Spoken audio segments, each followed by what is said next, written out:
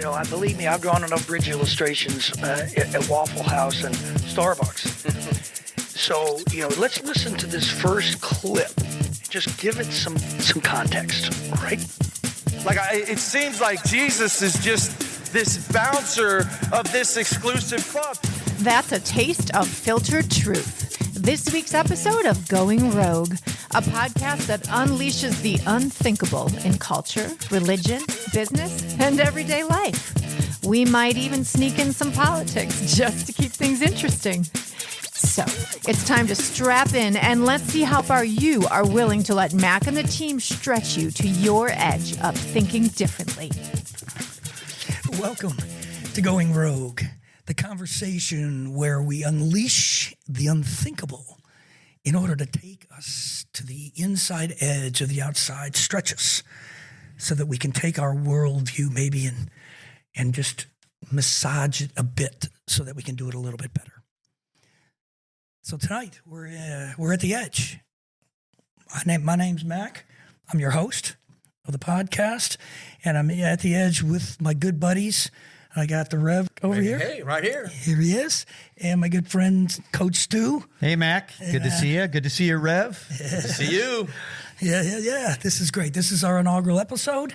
So we're unleashing it, man. We're going to have a blast with this thing, and we hope that you guys are going to become roguers and start to tune in. And we really do hope that we can bring value, we can bring perspective, maybe, again, that's unthinkable to you right now, whatever that might be, in order for us to, again, work together to maybe do it a little bit better.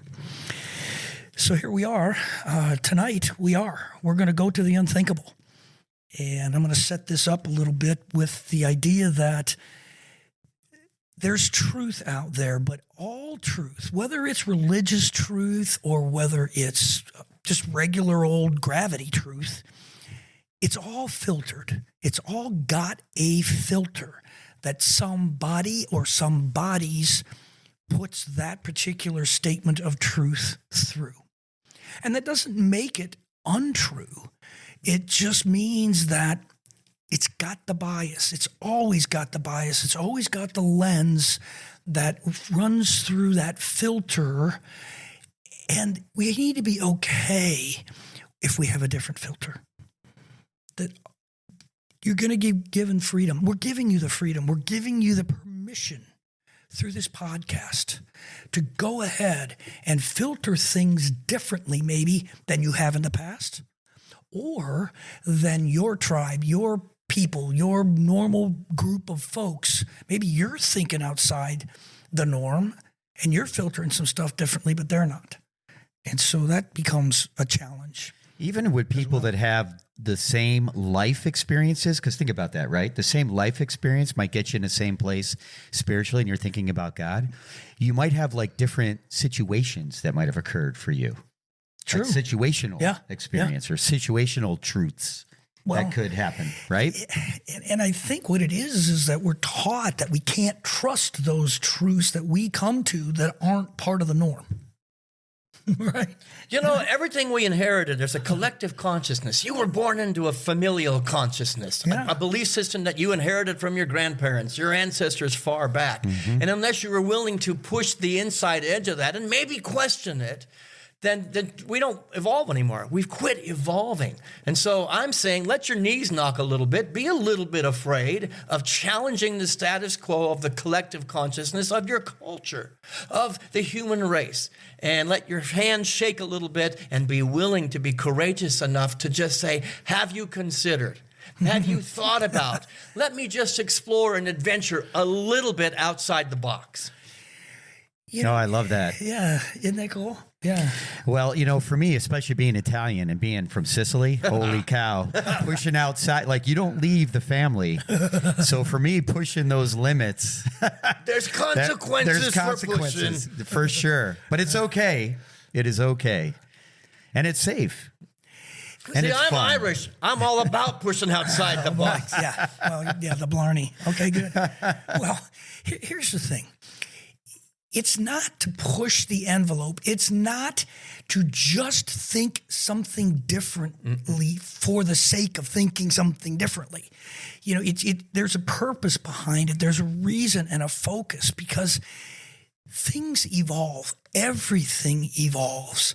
And if we're going to get greater and greater understandings of truth, whether it's, again, cultural truth, scientific truth, or religious truth, which is where we're going to kind of focus a little bit more in this episode on, then there's revelation involved, because the minute you camp out and think that you've got it all figured out and it's done, you're going to stick a fork in it, then you're going to, it's like the tomato.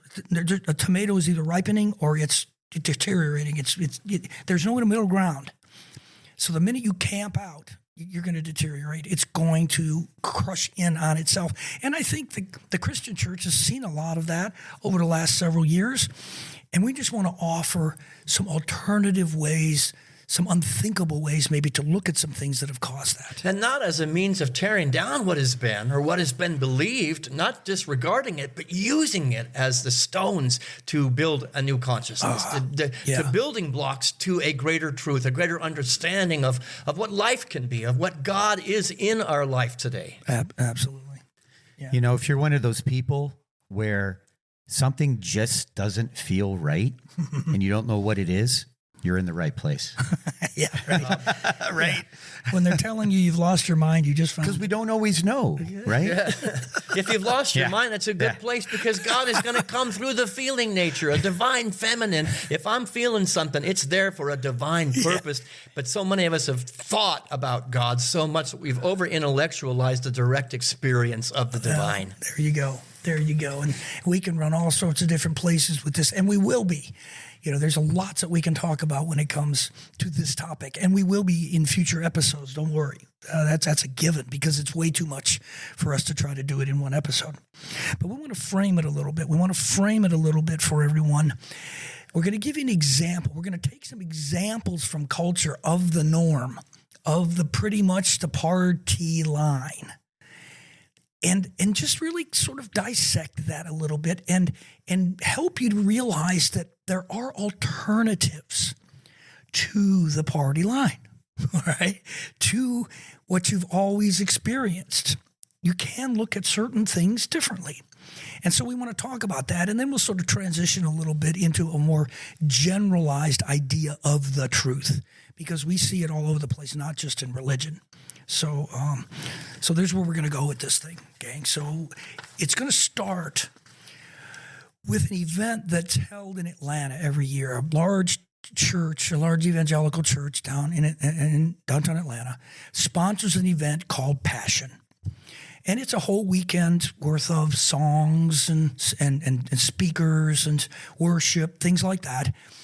And we're going to take one of those talks. We're just going to pull out a few little snippets to give you as an example of the norm that's out there. But this was taught. This was taught to over 50,000 young people. Wow, what we're going to talk about. Number. All right. I mean, in Mercedes-Benz Stadium, there was 50,000 young folks that heard this man's message. And we just want to say, you know, maybe there's some other ways to look at this. And again, not just because we want to be different, but because we think that there's a more, I don't know, what do we want to call it, evolved or higher or more, is something that maybe might speak to the essence of God and what God's all about. It's just a more open system. It's a more receptive system that God is still speaking to us. And I really want to honor this man who's speaking for his passion. I really honor the event. I respect the event. These are passionate people about finding a greater expression and experience of God. And I really, really respect that, even though I may not agree with the principles that are being espoused. Well, and I think that's a healthy attitude that we need to be able to go in front of and just say, okay, but I can't go there. You know, I just can't go there. Well, I want to be as passionate as they are about the new idea, different idea. There you go. All right. So the gist of this talk, this one talk, has to do with this thing that's swirling around out there in Christian communities and in the culture.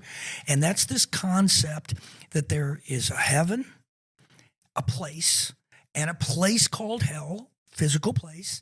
And there are certain people that are going to go to heaven, and there are certain people that are going to go to hell. All right. Are we there right now? I've been in and out of heaven and hell 10 times just today. Just driving over here, I think. I went through a couple of them. Well, see, this is, hello, are you catching us out there? Do you see, even though we're kind of joking about it, there's this idea that says, hang on a minute. The norm, the place of heaven, place of hell, a soul goes here, a soul goes there, based upon something you did or didn't do. Based upon a capricious personality God that blesses you or curses you based on whether you're walking lockstep with what I tell you the truth is. Heaven and hell are not states of punishment or reward. They are states of consciousness right here, right now on earth. Oh, did we just... Jesus said that, right, Rev? Yeah. Yes, he did. That's the funny we're thing. just not making this up. Right. This came right from... This is my filtered truth, but it's the one I want to put out there. Well, But it came from the guy that I want to listen to. absolutely. This is the funny things, too, that so much of what Christianity today has become, it's a belief about Jesus, as opposed to a following of him, a belief that his teachings and his way of life, the way, that's what they called Christians in the very beginning, the way. So we have this speaker, he's a pastor in Texas, and he sets these young people up, and he basically says to them, you guys are slackards, you're not being evangelistic enough. If you really believed that people were going to hell that didn't accept Jesus, then you'd be doing something about it. And he challenged them out there. It sounded to me almost like an Amway convention, to be quite honest with you, because now everybody gets a bullseye put on them that they now need to go out and compete with their buddies and friends and who got them. I believe me, I've drawn enough bridge illustrations at Waffle House and Starbucks. So, let's listen to this first clip and just give it some context, all right?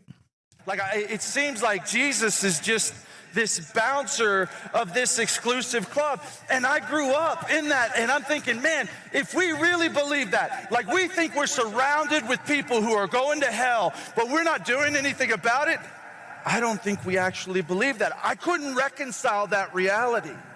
And I think you have a lot of friends that are like, hey, Jesus is cool, but the fact that he's the only way and that you think I'm going to hell if I don't have anything to do with him, I'm out on that.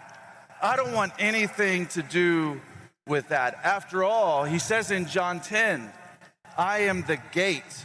Whoever enters through me will be saved.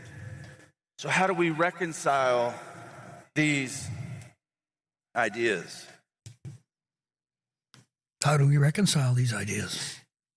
What's that look like? Well, it starts with me. You got to make a clear separation between the Christ essence, the Christ spirit, and a man named Jesus, who was aware of something higher, something greater, and aware of the filtered truth of his time. When he spoke about being the gate, the way, the truth, and the life, it was the God essence speaking through him. It was not a personality. It was not a man. And religion has made it about a man, and clearly missed the boat of the higher vibration that was speaking through that man. No, that's, again, there's one of those unthinkable things right there. Have you ever thought about it that way? Heresy. I can hear some of it out there right now. Blasphemy, heresy. Right? Jesus was the Son of God, but so was everybody on the planet in direct proportion to their ability to channel the essence of God through love, through compassion, through kindness, through wisdom. Well, these are upending some basic doctrine that we're going to see here in the West, and we want to say, look, it's not just because we want to be roguers, okay? It's because that there is a truth that we believe is there, an essence of God that comes through when Jesus says, "I am the way." Just like Rev was just saying, it's the consciousness that's the way. And that consciousness can be found everywhere. Yeah. It doesn't have a label. It doesn't have a Christian label. It doesn't have a Buddhist label. It doesn't have a Hindu label. It's universal. But we put labels on things. We need a black and white theology. We need to have a right and a wrong because that's comfortable. And I'm saying religion, when it is comfortable, has died. Religion, when it is not causing your knees to knock and your hands to shake and you to question what you believed yesterday, is a stagnant, dying religion. It's comfortable, though. It's comfortable, and that's what the world has become, as a place we want to be just comfortable. So let my religion be comfortable. And meanwhile, technology and science has far surpassed religion because religion quit thinking. Well, guess what, guys? I think we need to all get comfortable being uncomfortable. Yeah. How about that? Yes. Then that's the norm. Well, that's where you grow. That's where you really get closer to God. That's where, for me, when I'm in that place of being uncomfortable, that's where I'm closest to God. That's where I hear him. That's where he speaks to me. That's where he shows up. And all of a sudden, I'm like, wow, okay, you are there. Right? That's where she speaks to me. That's where I have the direct experience of that divine energy of God itself. And it's not secondhand religion coming through somebody else's filter, third, fourth, fifth hand. It's the direct experience of you, Stu, knowing that the presence of God is right here, right now. You can taste it, you can feel it, you can sense it, you can hear it. Absolutely. Yes. Oh, no, you can't do that because the filter says you have to follow my way. That's the definition of a cult. Well, Brian McLaren wrote a book recently, and in it, he really jerked my chain. And he said, Christianity is still in its infancy. And when I read that, I did a little, what? Wait a minute, hang on a second. But he took me to the inside edge when he said that, right? So how often are you guys going to the inside edge? What is it that you're listening to, watching, being exposed to that's taking you to that inside edge place of your outside so that you can start to hear and experience some of the stuff outside your circle, outside your bubble? And it's not comfortable. But, the funny thing is, we're going to play this next clip, and you kind of almost going to have to say, well, of course, but just this is right from him. This is just basic. These are the facts. Here, let's listen to this. And in fact, USA Today says this: 70% of all major Christian and non-Christian religious groups say many religions can lead to eternal life. 70%. Why would he bring that up? Humanity is waking up. It's waking up that they're having an experience of something that doesn't necessarily ring true with what they have been fed, what they inherited from their grandparents and their parents. They're going, I'm feeling something that might be more true for me in my heart. 70% is a huge number. That. I'm excited by that number because it means the world is waking up. Yes. Think about that. 70%. Guess who we're speaking to here? You 70%ers out there that are going, can I even tell anybody that that's the way I really feel? And 70% are only the people that are willing to admit it. I say it's 100% of people are questioning, but 20%, 30% are afraid to admit it. That may be very true. 70%. Listen to this. Whether it's 63 or 77, listen to what Rev was saying. That we're waking up. That there's a large portion of us that are out there going, no, that just doesn't fly. Okay, that was then. I respect it for what it was, when it was, but there's a truth that God's continuing to reveal to us that's greater than, more enlightening than we've come to realize to this point. This is one of the, and wait for it here. This is one of the benefits of social media, in my opinion. Now, there's a lot of negatives, but one of the benefits is us all being able to connect in ways we weren't able to before, and to connect with people we couldn't have connected with before unless we traveled or came across them. at a gas station like I do all the time. I get Yeah, these right, conversations with people and they just find me, and then here I am pumping gas and I'm having a conversation about God. It's pretty cool. But I mean, online and the internet, there's some positiveness to all of this awareness being out there. Because think about it, right? You're sitting at home. Let's say you don't have any of this and you're thinking, I'm the only one that's thinking this. Right. Like now You're what? not. Like I'm going to get in You're trouble. not. Like for me, growing up as a Catholic, I was in trouble all the time because I was thinking these things and had no idea other people were thinking the same thing. Well, let me tell everybody out there, there's a lot of us out there. Oh, yeah. The roguers are looking for each other. This is There's exactly. a lot of us out there. This is so true. So true. And if you start having these conversations, Yeah. you'll find out that people are going to start feeling more comfortable with agreeing with you because they have found other people in their lives. Well, this that is think this following the way. example of this man, Jesus. He didn't build great big temples, 50,000 people in the stadium. He walked. He met the people where they were at the gas station, on the hill, by the river, by the sea, and said, let's have a conversation and let's talk. And the man was a roguer because he challenged the status quo of the culture of the day. Absolutely. And you know what Rev just said? Let's have a conversation where I can share with you some of my truth that has made a difference in my life. It's made it better. And you know what? If you resonate with that, let's do it together. Great. And if you don't, you're not going to get pitchforked. All right? I mean, there's a whole different way to look at this thing. Religion needs to put its ears on. We've quit listening to each other. We've quit listening to the people who are having the direct experience. And if you have a different one, yeah, you're right. I'm going to get my pitchfork out and tell you you're evil, you're of the devil, you're going to pay the price, you're going to hell. We quit listening. And that's what this is all about, is listening to each other, and a greater understanding and expression and experience of this divine essence called life, called light, called God is available to us. Yeah. Take down the walls and put up bridges. Yeah, I mean, why? Not because we're trying to be diverse, just because we're trying to be diverse. It's not about the culture. It's about the truth. And as it gets revealed greater in greater ways, don't blame it on the culture. Nope. That's just where everybody wants to throw that culture card. And then you can pull out the Bible and you can pull out some verses, and it's so easy. It's just so easy to squash it all down. It's a building block. So, Mac, that last clip you played, Yeah. I came across that concept in a book that you and I both read, The Phoenix Affirmations. Oh, yeah. Right? And I remember because we wanted to share this book with people, and there's 12 principles in it, and nobody could get past the first one. Yeah, you're right. So the first one, let me just read it, Here it because comes. it's what this gentleman just said. Yeah. Walking fully in the path of Jesus without denying the legitimacy of other paths that God may provide for humanity.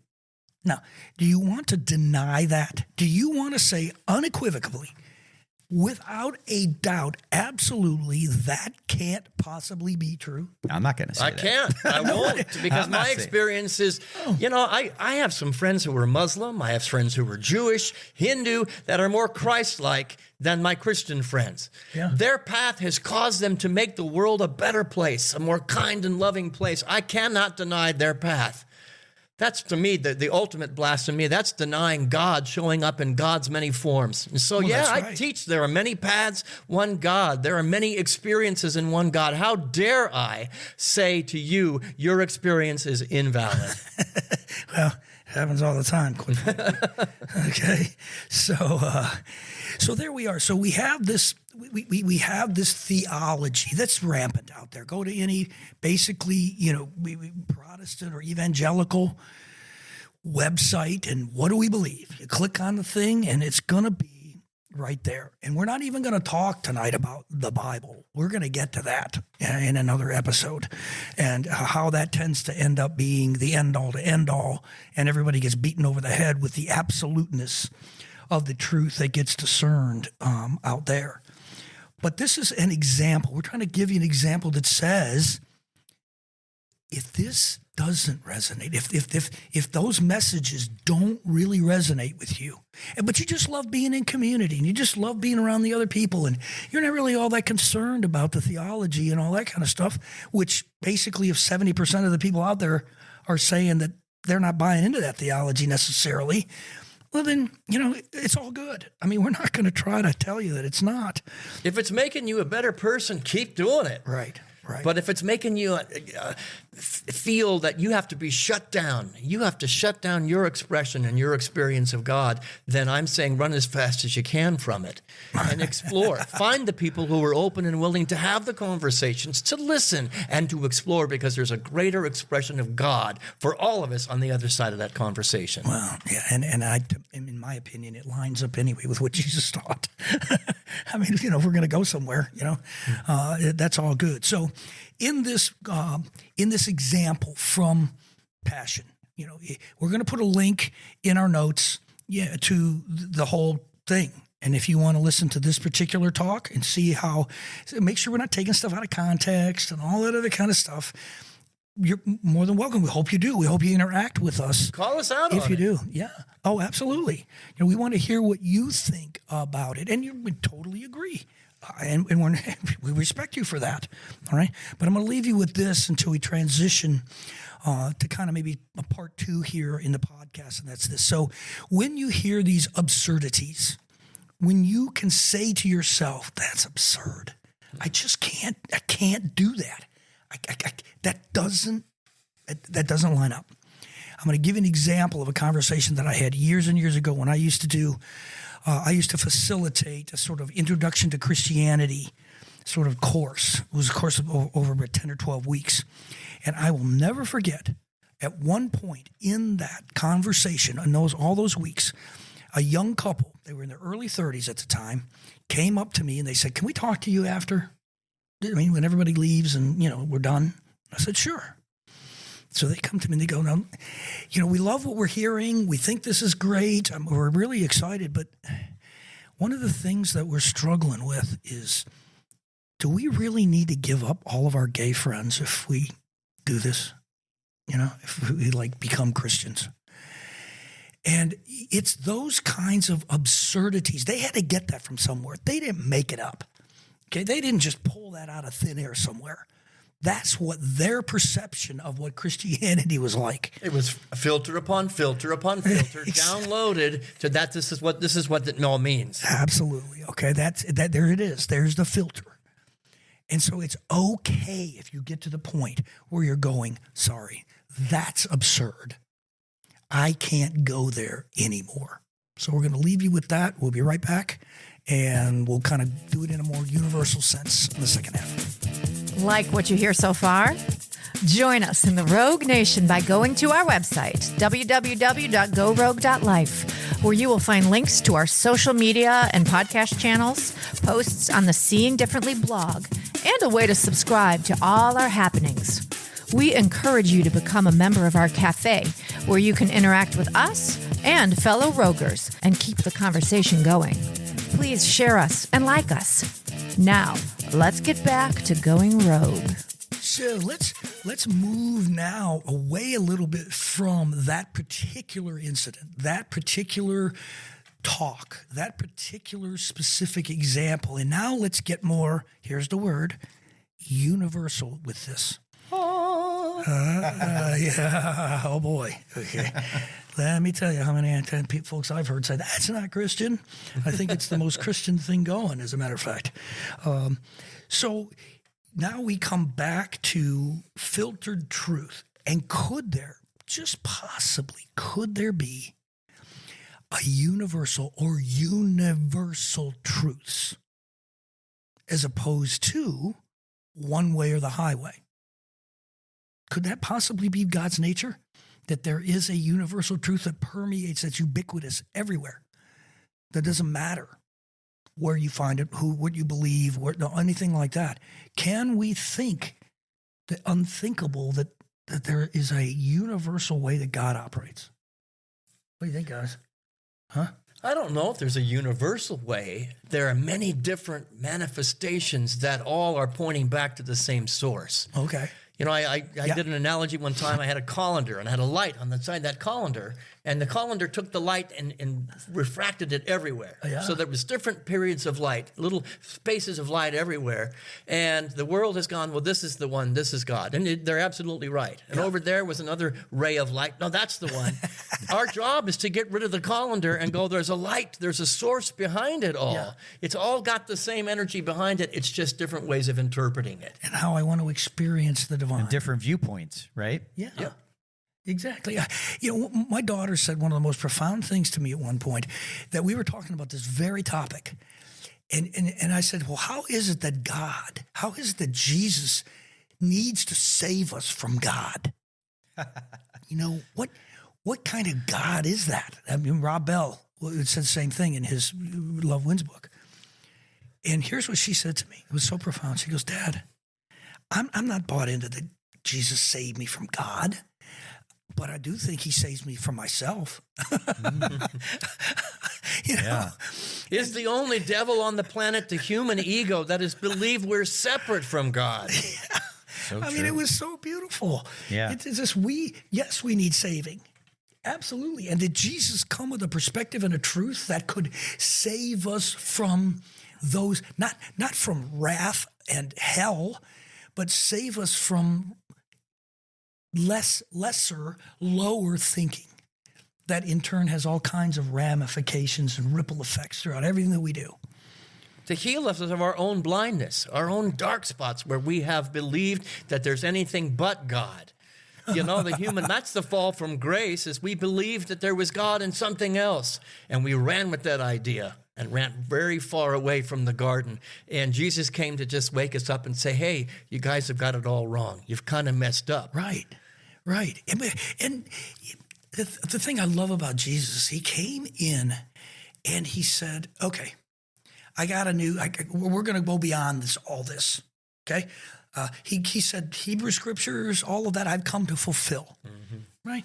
So he didn't throw the baby out with the bathwater. He just said, it's time for some enlightenment. He didn't tear down the old truth and replace it with a new one. He built on the old truth. Exactly. And that's exactly what we're talking about. It's evolution. That there's a time and a place, which is now. It's now, gang, that we now need to build upon the old truths and be willing to go out there and think the unthinkable, to where we let our heart speak a little bit more than our heads did, because we love to fill our head full of theology and Bible studies and all, the Greek conjugation of this word and when in fact the Holy Spirit's probably the least talked about thing in the church ever. And yet it's the most powerful thing that Jesus tried to convey to us.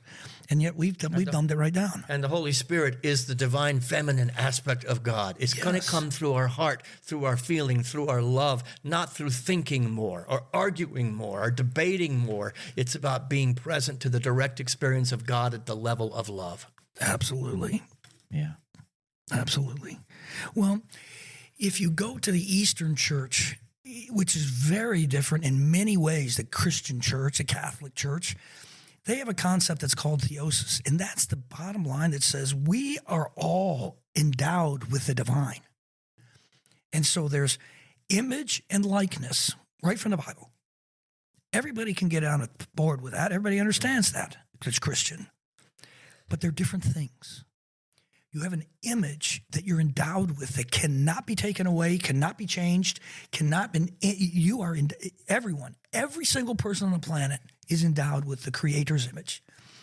And yet we have an evolutionary process in our life that we start to talk about the likeness, that we develop the likeness, we uncover what's already in there, but we've packed it down a little bit. We got culture in the way. We got a lot of other stuff.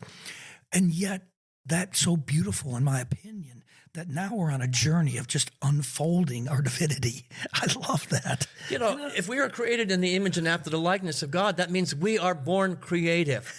And religion, as we know it today, has shut down that creativity, put the walls up and said, stop thinking, stop creating, stop having the experience, just walk lockstep the way I say you need to do it. This is blasphemy in of itself. It shut down the free-flowing energy of God through all creation Jesus said, I'm the light of the world. I honor that. I respect that. He knew who he was. But he also said, so are you. Exactly. So are all of us when we've shut down that light because it's just safer. And maybe there's manipulation behind it. Yeah, there's all kinds of motivations, right? What do you think, Stu? Huh? I'm just soaking it all in. Whenever the Rev talks, I kind of just soak it in. Yeah. Soak it in. Well, Yeah, when the Rev talks, people usually go like this. It doesn't make any sense. well, listen, we scratched the surface on this today, Rogers. We really did, but we've opened up the can. We've really tried to at least let you get a glimpse behind the curtain of where we're coming from, how we think, where we're going to go with this podcast, where we're going to go with our encouragement for you to think the unthinkable and see where that takes you. But the beautiful thing is, as everybody's already said, you don't have to do it alone. You do not have to, because it's not like you're isolated in this whole thing. We've created a forum space out on the website. We'd love to have you sign up so that you can interact not only with us, but with other of the 70%, okay? And let's learn together. Let's make this thing amazing as we come to learn and broaden our understanding of how all of this thing goes together and works. So a couple encouragements out on the website. You will see we have a blog out there. There's a couple of blog posts, although read them all that are out there, that kind of speak to this sort of topic of the hell and the innies and the outies directly. One's called Matrix Spirituality, and the other one says, Please Pass the Jam. I think you'll get a kick out of both of those. And we've also put out on our website, on our homepage, some of our favorites, our favorite books. But there's also a video there that Rob Bell did to introduce his Love Wins book back in 2011. You ought to watch that. It's still a 3-minute video. And I think it will be, I know it was for me. When I first watched that and read that, I was like, oh my God, there's some guy out there thinking like Rob Bell rocks my world. I mean, he's amazing. All right. So anyway, start to join in with us. We love that you listen to this episode. Thanks for joining us on Going Rogue. Make sure you visit our website, gorogue.life, where there are links for you to subscribe to your favorite podcast feed so you'll never miss an episode. And while you're at it, if you found this of value, we'd appreciate you rating us on iTunes and just tell some people about us, man. We'd love to just get the Rogue Nation going because that's going to be a blast. It's going to be way more fun than us just sitting in front of the mic. If you'd like to enter into the conversation with us, check out the cafe community on the website and sign up as a member. So with that, hey, Rev. I love you guys. Love you, Yeah, man. I love you, man. Hey, Stu.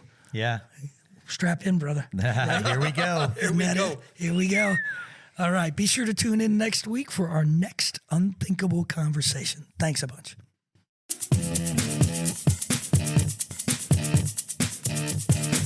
Wow, you made it, and now can unbuckle.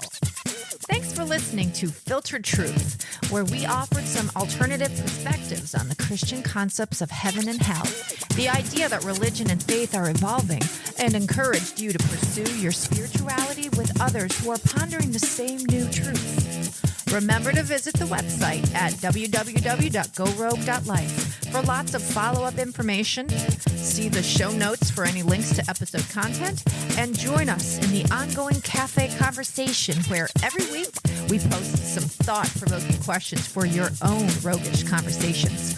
Oh, and of course, tell everyone you know about us and like, follow, and engage.